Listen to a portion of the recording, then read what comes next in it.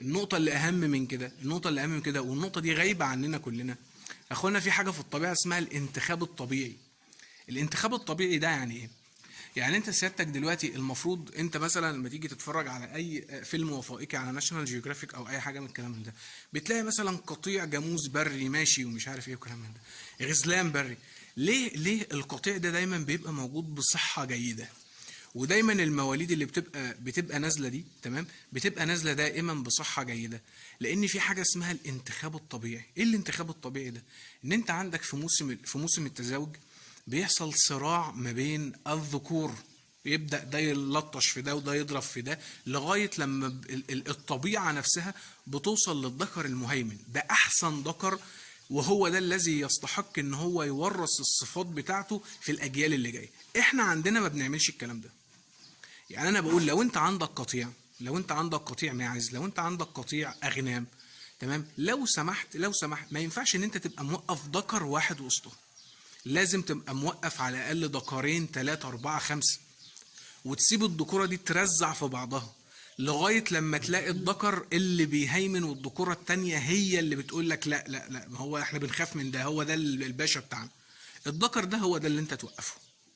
مفيش حد هيعمل كده، والناس ممكن تضحك على الكلام بتاعي، بس صدقني، لو انت عندك ذكر اتولد في المزرعه وهو صغير جاله التهاب رئوي، ما شبعش لبن، حصل فيه اي مشكله، تمام، يبقى هو نازل من بطن امه هو عنده نقص في المناعه، هو طبيعته كده، هو نازل يعني مناعته بايظه، فتعب، فجاله التهاب، جاله مش عارف ايه، وانت عالجت وانا عالجت ومش عارف ايه، وكلنا عالجنا المواليد اللي بتنزل عندنا.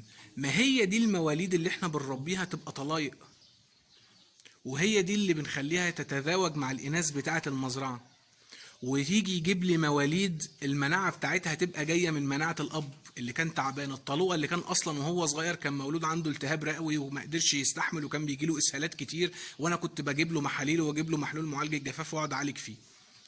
في مواليد تانية تلاقيها نازلة ما شاء الله تبارك الله، المولود من ساعة ما بينزل لغاية لما بيبقى عنده 3 4 سنين انت ما اديتلوش حقن، ما تعب، بص ما فيهوش الهوا.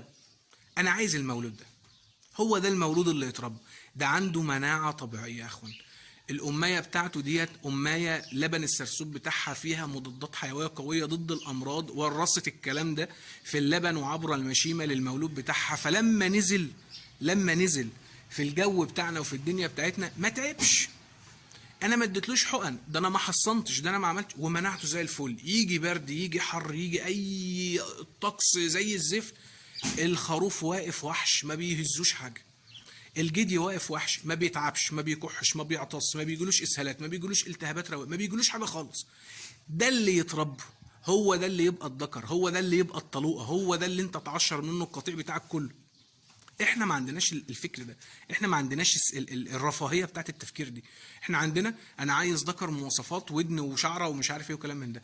طب الذكر ده هو انت بتدور على المواصفات دي بس؟ يا فرحتي ان القطيع بتاعك كله عشر منه، والمناعه بتاعت المواليد اللي عندك كلها في الارض، نص المواليد ماتت. يا جماعه الدنيا ما تمشيش كده، الطبيعه لازم تحترم الطبيعه. اللي هيمشي بالتحصينات ومش عارف هيمشي بايه، يا عم ماشي، بس احنا مش عايزين نعمل كده. احنا عايزين نبقى المكان بتاعنا مفتوح، زي يعني هي الغنم اللي موجوده والمعيز اللي موجوده في براري افريقيا وفي صحراء افريقيا واللي موجوده في كل حته دي، هو احنا بنقعد نقفل عليهم؟ هو احنا بنقعد نعرش لهم؟ ما هم مرزوعين صيف شتاء والمطره نازله عليهم، وما بياكلوش الا ايه؟ ما بياكلوش الا خضره، ولا بياكلوا ذره، ولا بياكلوا فول، ولا بياكلوا اي حاجه، ومناعتهم زي الفل، وصحتهم زي الفل، وتحويلهم زي الفل. وعمرك ما تلاقي جاموسه ماشيه في افريقيا مثلا ولا حاجه تلاقيها معضمه، تلاقيهم كلهم ملحمين. ليه؟ ما تفكروا شويه، فتحوا مخكم شويه. هو ربنا خالق الكائنات دي على الرعي، انها تطلع تاكل الخضره، يعني بيكنسوا اي حاجه قدامهم بياكلوها. بس عندهم حاجه احنا اصلا عمرنا ما هنطبقها، الحاجه دي اسمها الانتخاب الطبيعي. لازم الذكوره تتصارع، لازم الذكوره تضرب بعضها، لازم ابقى موقف عندي 5 ذكور. لو انا عندي قطيع اغنام وليكن 100 ام برقي، لازم اوقف في وسطهم 10 كباش 5 كباش، والكباش دي في وقت التزاوج لما يبقى فيه نتايه شايعه، الكباش دي تقعد ترزح في بعضها يكسروا عظم بعض، لما يكسروا عظم بعض، هو الذكر المهيمن صاحب الجينات الاقوى، اللي التكوين والبنيان بتاعه هو القوي، هو اللي هيهيمن، وهي دي النتايه اللي هتقف له، هي هتقف للذكر ده بس. احنا الكلام ده مش موجود عندنا في التربيه، مفيش حد في مصر ماشي بالكلام ده. انت عندك القطيع انت موقفه، بتروح تشتري له ذكر، الذكر ده الله اعلم بقى هو تاريخه ايه، كان مكحكح وهو صغير، كان تعبان وخد كميه مضادات حيويه على مناعته وحش، فبالتالي لما يجي يجيب لي مواليد في المزرعه هيجيب لي مواليد مكحكحه زيه. هتلاقي المواليد نزلت يا دوب شويه هواء، الجو الصبح حر والجو بالليل برد، هيقول لك التهابات رئويه في المزرعه، التهابات رئويه في المزرعه، مش عارف ايه ده، احنا حطينا شويه اكل مش عارف ايه ده، اكل بايت، اكل بايظ، اكل مش عارف ايه، اسهالات في المزرعه كلها، والاسهال ما بيقفش، تدي اي حاجه الاسهال ما بيقفش، المواليد تنشف تروح ميته. ليه؟ مفيش مناعه طبيعيه. كل المناعه اللي موجوده عندنا كلها مناعه مكتسبه، مناعه مكتسبه يعني عن طريق المضادات الحيويه وعن طريق التحصينات وعن طريق ما عندناش مناعه رباني بتاعه ربنا، مش موجوده في الجينات. وبالتالي جيل ورا جيل تلاقي الامراض عندنا في المزارع بتزيد، جيل ورا جيل تلاقي المناعه بتاعه القطعان عندنا زي الزفت، الناس كل سنه بتشتكي، نسبه النافق في المزارع بيزيد. ليه؟ مفيش مناعه، مفيش طلايق، احنا ما عندناش انتخاب طبيعي، احنا سايبينها كده، هو الذكر جه شكله حلو حطه على الميزان، ده ما شاء الله، ده دبابه، ده ما شاء الله، ده انا عندي كبش تبارك الله 150 كيلو، هو ده اللي... يا عم طب الكبش ده اصله ايه؟ كان عامل ازاي وهو صغير؟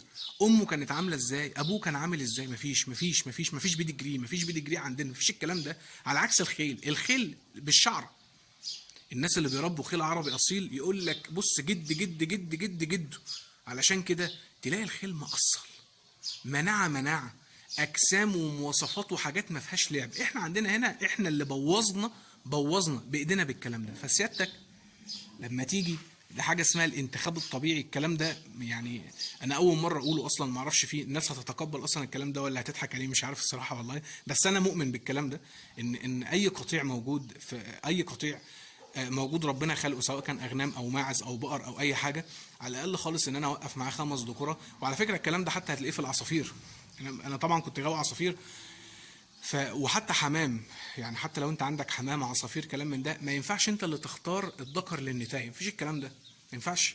المفروض تعمل حاجه اسمها تربيه جماعيه، والكلام ده هتلاقيه طبعا لو انت بتتابع افلام وثائقيه للحيوانات البريه دي كتير شويه، تمام؟ هتلاقي ايه؟ هتلاقي مثلا العصافير مثلا بتاعت استراليا، اللي هو العصفور الاسترالي ده، تمام؟ هتلاقي ان الذكر هو اللي بيختار النتايه، او النتايه هي اللي بتختار الذكر. مش معنى ده بالذات، هو حاجه، بص، حاجه موجوده ومرسومه في الجينات بتاعتهم، بس هو ربنا بيقول لها خد الذكر ده، الذكر بيقول الذكر، ربنا بيقول للذكر خد النتايه دي، علشان لو في صفه متنحيه ما بينكم، لو عندكم انتوا الاثنين هتطلعوا مواليد بايظه، فيقول له لا لا لا، انت هتاخد دي ودي هتاخد ده، بحيث ان دايما الانتاج يبقى دايما بصحه جيده. في الحمام نفس الكلام، انت طبعا مبوب موقف الذكور عندك في المرابيع، كله ذكر واقف، وانت بقى انت عايز تطلع الكشك بعظمه فلانيه، وعايز تطلع الصوافه مكلتم، ومش عارف عايز تطلع الشوامره مقبي اكتر، ومش عارف ايه.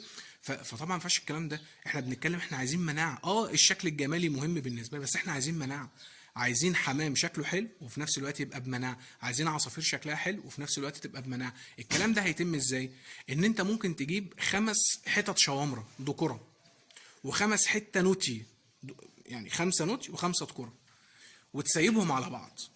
انت منقي احسن مواصفات في ده ومنقي احسن مواصفات في ال5 دول، تمام؟ وقفهم مع بعض بقى، وقف ال5 دول و5 دول، وسيبهم هم يقصصوا بعض، ده ياخد ده ودي ياخد ده، بس سيبهم هم اللي يختاروا بعض، هم هيختاروا احسن ما فيهم، سيبهم هم اللي يختاروا، ما تختارش انت. الكلام ده والله العظيم لو الناس مشيت عليه، والله احنا هنعمل طفره في الانتاج الحيواني والداجيني والعصافيري والحمامي وكل حاجه، والله بتكلم بجد.